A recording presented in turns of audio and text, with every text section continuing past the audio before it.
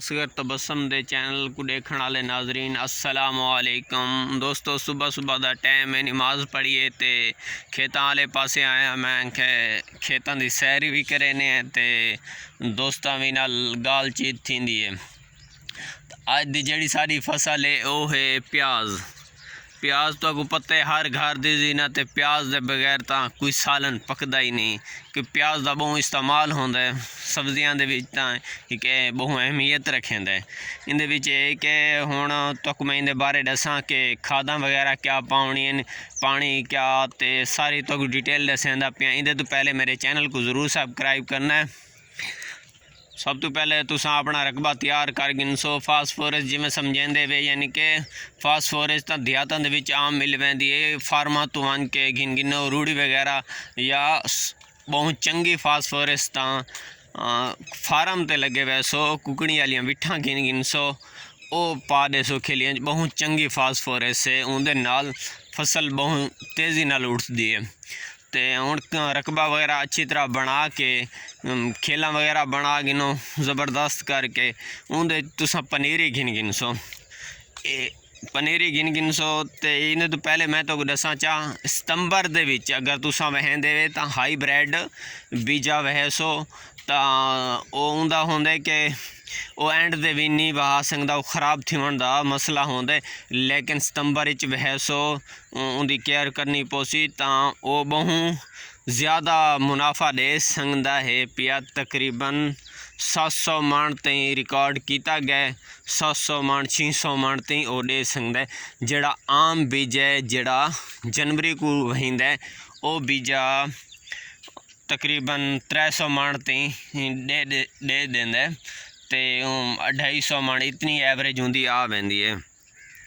हूँ आ वेने अपने वहावन वाले पासे। वहावन वाला जो इतनी तलक है उनके च कि तुसा फास्फोरस जिमें तो दसे कुकड़ी की बिठा वगैरह रकबे को चंगा तैयार करके खेला बना के पनीरी गिन सो। पनीरी को ई तरीके का लावना है। ये बड़ी ज़िद्दी फसल है भई जिमें तुसा ला गिनो ना उनको ये थी आँदी है, यानी कि जड़ी गंढ जी थोड़ी जी बनी हुई होवे वो पनीरी गिन सो वो ला गिन सो। लावणी तकरीबन 4 इंच का फासला होवे एक फसल तो दूजे फसल के दरम्यान। उनके ते कि पानी सेबा चढ़े ये ना होवे कि उत्तों पानी फिर बने, उनका कोई फायदा नहीं। वो फसल जल्दी नाल तेज़ी नाल नहीं टुरदी। ते दोस्तों जेले तुसा प्याज ला गिनदे वे यानी कि प्याज की पनीरी उनके तो बाद वाला 3 गट्टू नाइट्रो चा गिन सो। नाइट्रो ही में वक्फे नाल दे सो आंदे शुरू तो मेहनत करे सो तो तारी फसल चंगी थी सी। उन बाद गोदियां लाजमी करावणियां नहीं। ड्रिप सिस्टम होंदे उनका तो एक अलग तरीका है पिया, उनके भी बारे तो कैं वेले दसेसा इंशाअल्लाह। ते उनके तो अलावा कि तुसा को वक्फे नाल खाद दिती रहे वैसो तुसा भी कि तैयारी वगैरह की रहे वैसो चंगी फसल तैयार थी वैसी इंशाअल्लाह। तो उनके तो बाद वाला इवें वक्फे नाल तारी मेहनत जारी रही वाला गोदियां जिदे ज़रूरत के तहत 2 गोदियां तो लाजमी ही पियाँ। तो वाला बाद ही पटाई करा के मार्केट दे विच चंगे पैसों नाल विक वैसी।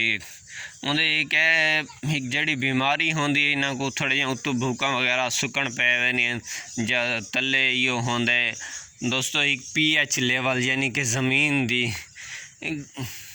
आखा वंदा है गर्मी या ज़्यादा टैंपरेचर के लिहाज नाल pH लेवल जड़ा इंग्लिश दे विच आते हैं pH लेवल का मसला होंदा है। हर ज़मीन का अलहदा होंदा है तकरीबन।